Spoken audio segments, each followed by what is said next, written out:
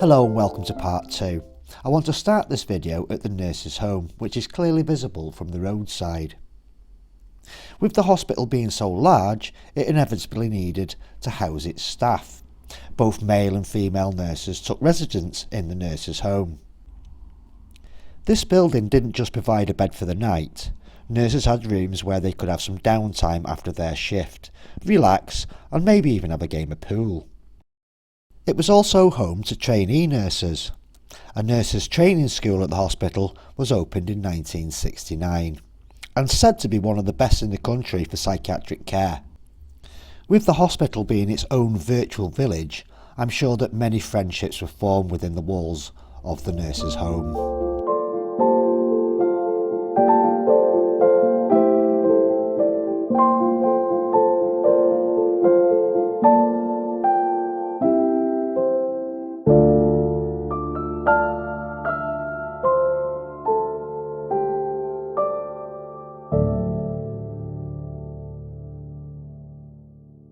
Next, I want to give you a little bit of information about the three buildings here. The chapel, the morgue and the isolation ward. I did manage to find this photo of the remains of the morgue before vandals and graffiti artists took over. The photo is from many years ago and the morgue needs no explanation to what its purpose is. Next we have the isolation ward of the hospital.